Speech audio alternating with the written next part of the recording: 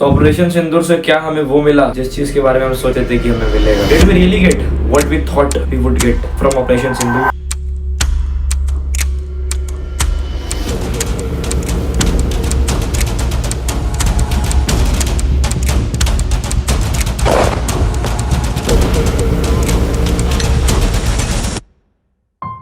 तो 22 अप्रैल 2025 को अटैक होता है पहलगाम में। 5 आतंकी घुसते हैं और 26 लोगों को मार के 20 लोगों को घायल करके वापस सही सलामत जंगल में घुस जाते हैं, या यूं कहे तो पाकिस्तान जाते हैं, कश्मीर जाते हैं। और अब भी इस बात का कंफर्मेशन नहीं है कि वो अब मर चुके हैं। यहाँ पर मैं इंडियन आर्मी या फिर इंडिया को क्रिटिसाइज करने नहीं आया हूँ। मैंने कहा था कि मैं इस टॉपिक पर वापस से कोई कंट्रोवर्शियल वीडियो नहीं बनाऊंगा, लेकिन इस वक्त जो हो रहा है, इंडियन आर्मी को हैट्स ऑफ है जो उन्होंने काम किया। उन्होंने जो कुछ भी किया बहुत खुशी हुई, पूरे देश को बहुत खुशी हुई। मतलब हैट्स ऑफ है, उन सभी को हैट्स ऑफ है। बहुत बढ़िया काम किया। उनके 9 ठिकानों को तबाह किया। और वो 9 ठिकाने कौन कौन से थे? 9 ठिकाने थे भावलपुर, मुरिद के देहरा कला, सियालकोट, बरनाला, कोटली और मुजफ्फराबाद। इन तीनों के 2-2 जगह थे, जिसमें शामिल थे जैश ए मोहम्मद, हिजबुल मुजाहिदीन और लश्कर ए तैयबा जैसे टेररिस्ट ऑर्गेनाइजेशन के बड़े बड़े बेस इन सब चीजों में शामिल थे। तो जब उनको उन्होंने उड़ाया तो हमको बड़ा आनंद आया। ऐसे ऐसे को उड़ाना जरूरी था। 8 मई को मॉक ड्रिल बोलकर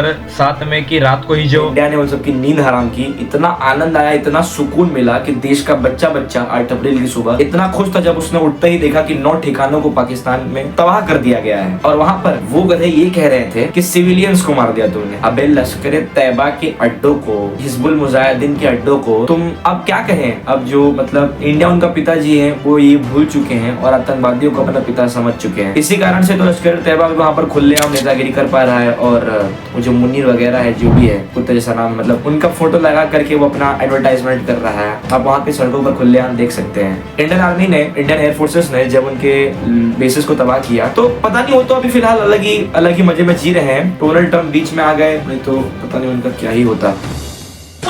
तो हम मतलब बात करते हैं जिस चीज के बारे में हम बात करने आए हैं। हाँ, तो मतलब मेरा मानना ये है कि मैं इंडियन आर्मी को क्रिटिसाइज नहीं करूंगा, लेकिन 7 और 8 में ऑपरेशन होने के बाद 9 मई की रात को जो इंडियन नेशनल मीडिया ने इंडियन एयरफोर्सेस का मजाक बनाया है। एक ही सेकंड में वो कहते थे कि रावलपिंडी को तबाह कर दिया, एक ही सेकंड में कहते थे कि लाहौर के एयरपोर्ट को तबाह कर दिया, एक ही सेकंड में लाहौर के शहरों को तबाह कर दिया। और सीधी रिपोर्ट जो सवेरे 9 बजे के मतलब 9 तारीख के बाद 10 तारीख को अगली सुबह जब रिपोर्ट दी है, जब जो चीफ होते हैं इंडियन सिक्योरिटीज के एग्जीक्यूटिव्स, ऑथोरिटीज, हायर ऑथोरिटीज, जब प्रेस के सामने आकर कहते हैं कि क्लियर कट की नहीं, हमने किसी बेसिस को तबाह नहीं किया, जो 9 ठिकाने थे उन्हीं को तबाह किया है। और जब उनसे पूछा जाता है कि क्या हमारा कोई रफाल गिरा, तो उन्होंने सीधा कहा कि ये सवाल जो है ऐसा नहीं होना चाहिए।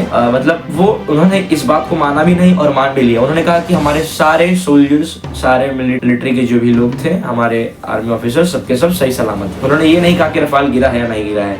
अब वहां पे पाकिस्तान के जो लोग हैं वो मजे में जी रहे हैं कि नहीं, हमने तो इनके 6 रफाल गिराए हैं। सबसे पहली बात, पिताजी से ठीक से बात करनी चाहिए। उनको ये समझना चाहिए कि पिताजी यदि क्रोधित हो गए तो 9 ठिकानों को तबाह किया था, और अगर क्रोधित जाएंगे तो न जाने क्या क्या। और हाँ, एक बात कहनी है मुझे कि ये कोई बच्चे का झगड़ा चल रहा है। मतलब सबसे पहली बात, हमने उनको ये धमकी क्यों दी कि पानी रोक देंगे? भाई कॉलेज स्कूल में बच्चे लोग का झगड़ा चलता है तो भाई तेरे को पानी दे दूंगा मैं, तो आज से मेरे से मदद मांग। अरे ये क्या है? ये है क्या? मतलब हम पानी कैसे रोक सकते हैं? मतलब रोको, बढ़िया से रोको, लेकिन कैसे रोक पाएंगे, कितना रोक पाएंगे? वो तो हमेशा ही, मतलब हम हर एक फिजिक, मतलब एक प्रॉपर टाइम इंटरवल के बाद हर साल तो रोकते थे और बारिश के समय छोड़ देते थे। सीधी सी बात है इनके क्रॉप्स के लिए। और अब भी अपने वही किया है। कितना रोक पाएंगे? एक डैम से कितना ही रोक पाएंगे? तो इंडिया से पाकिस्तान की तरफ 6 नदियां जाती है, इंदूज, बीज, झेलम, रवि, सतलज, ऐसी बहुत सी नदियां हैं जो इंडिया से पाकिस्तान की तरफ जाती है। अब हमारे अंदर क्या इतनी सामर्थ्य है इस वक्त कि हम 6 नदियों को रोक दे? क्या इतना आसान है? जो बच्चा इंजीनियरिंग कर रहा होगा उसको इस बात की भली भांति जानकारी होगी। जब ब्रह्मपुत्र एक नदी थी, उसे रोकने की कोशिश की गई थी, कितना बड़ा इम्पैक्ट पड़ा था अर्थ के रिवॉल्यूशन पर। मतलब फिजिक्स समझने वाला बच्चा इस बात को भली भांति जानता है। क्या हम इतनी आसानी से, मतलब अभी हमारे पास उतना भी नहीं है कि हम उस पानी को बराबर से यूटिलाइज कर पाए, बराबर से रोक पाए। कम से कम इन 6 नदियों को प्रॉपर वे में इनको कम से कम डाइवर्ट करने के लिए या रोकने के लिए भी हमको 15 डैम्स की आवश्यकता है अभी इस वक्त। और उन 15 डैम्स को तत्क्षण तो हम बना नहीं सकते, हम इतने डेवलप तो है नहीं, बचपन से डेवलपिंग ही पढ़ते आए हैं। ट्रीटी कुछ इस प्रकार से थी जो मतलब इंडस ट्रीटी कहते हैं ना, जिसे हम मतलब कि हम पाकिस्तान से हम पहले से 30% जो पानी वहां पर तो मतलब 70% जाता ही था, लेकिन 30% पानी हम अपने हिसाब से यूज कर सकते थे। ट्रीटी में कुछ ऐसा साइन हुआ था और वो भी हम रोकते थे और समय आने पर छोड़ते थे। वो हम भी मतलब इस बार भी ठीक तरीके से छोड़े। तो मतलब मैं यही कहना चाहूंगा कि दो देशों का झगड़ा हो रहा था और डोनाल्ड ट्रंप ने दोनों देशों को साथ लाया और इस झगड़े का, इस वॉर का कोई परिणाम, कोई निष्कर्ष नहीं निकला। जो बेटा है मतलब जो पाकिस्तान है, वो पता नहीं पाकिस्तान के लोग अपने आप को अप्रिशिएट कर रहे, फेलिसिटेट कर रहे कि हम जीत गए युद्ध में, हम इंडिया से जीत गए। अरे पहली बात, इस बात को तो सामने लाओ कि तुमने उस रूम में बैठकर ऐसा क्या कहा। मतलब वो जानने का मजा ही कुछ और होगा ना। मतलब कैसे पाकिस्तान जो होगा इंडिया के सामने गिड़गिड़ाया होगा उस रूम के डोनाल्ड ट्रंप के साथ, कैसे गिड़गिड़ाया होगा वो सोच कर देखो जरा, वो सोच कर देखो कि कैसे गिड़गिड़ाया होगा कि झगड़े को स्टॉप कर दो, मैं नहीं लड़ सकता, मेरे बस की नहीं है क्योंकि मेरी स्थिति पहले से ही जर्जर है। अब ये सारी बातें हुई होंगी आई एम श्योर, लेकिन ये बातें, ये स्टेटमेंट कौन लाएगा? मतलब जो डिप्लोमेट्स उस रूम में बैठकर, ये कैसे भी जो अथॉरिटीज ने बात की डोनाल्ड ट्रंप और पाकिस्तान उस देश से, तो उन सबको स्टेटमेंट को सामने लाना चाहिए ना, पब्लिकली करना चाहिए ना उस स्टेटमेंट को। तो वो स्टेटमेंट तो अभी सामने ही नहीं आया है और स्टेटमेंट सामने नहीं आया है, फिर भी पता नहीं पाकिस्तान किस मजे में जी रहा है। उसके जो प्रधानमंत्री है वो अलग अलग दौरे पर जा रहे हैं और अलग जगहों पर जाकर कह रहे हैं कि 8 मई को जो है इंडिया कह रहा था कि मॉक ड्रिल करेगा और 7 मई को रात को उसने हमारे ऊपर उड़ दिया, हमारी नींद उड़ा दी, हम भी उस पर हमला करने वाले थे 8 मई को। ये सब फेक बातें जो है, ये सब करके कुछ फायदा नहीं, इसमें तुम्हारी बेइज्जती हो रही है। मुझे तो ये जानने में मजा आएगा कि उस रूम में कैसे गिड़गिड़ाया होगा पाकिस्तान में झगड़ा रोकने के लिए। ये बीच में तो आ गया, मतलब क्षमा चाहूंगा कि जो डोनाल्ड ट्रंप सर जी है वो बीच में आ गए,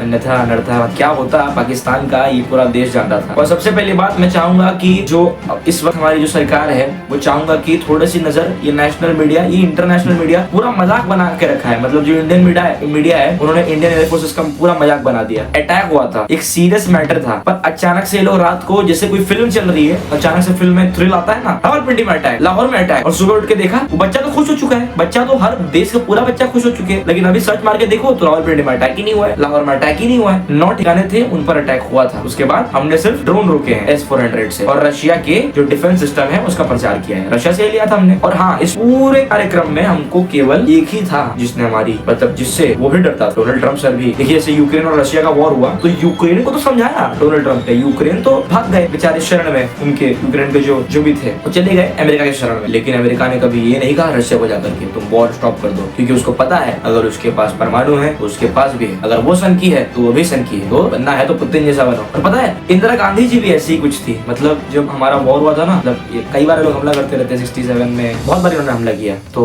जब हमला करते थे तो इंदिरा गांधी पता है UN में फिर तभी भी उनको भी कहा गया था कि आपको नहीं करना चाहिए झगड़ा, अच्छे बच्चे को रुक जाओ। तो पता है उन्होंने क्या कहा था? उन्होंने सीधा सीधा कहा था कि ये मेरा देश का matter. The future of India to be, Mrs. Gandhi?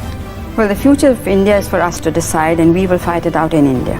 I don't think it's anybody else's business. सीधी सी बात है ना, तुम्हारे घर का झगड़ा होगा तो तुम दूसरे को बुलाओगे सुलझाने के लिए। अपने घर का मैटर है तो खुद ही सुलझाएंगे। हमारे घर के साथ किसी और ने कुछ गलत किया है तो हम खुद उसको जवाब देंगे, दूसरे को बुला के जवाब थोड़ी दिलवाएंगे। तो उन्होंने कहा कि आप लोग साइड रहिए, this is not your matter, उन्होंने कहा था और उन्होंने उनको मुंहतोड़ जवाब दिया था। सब जानते हैं 93,000 जो उनके सैनिक थे, 96,000 लगभग 1 लाख उनके जो सैनिक थे, सबने घुटने टेके थे, ट्रीटी को साइन किया था और अपनी हार को कबूल किया था। बस यही है। और हम चाहेंगे कि इस वॉर का भी कुछ परिणाम निकले।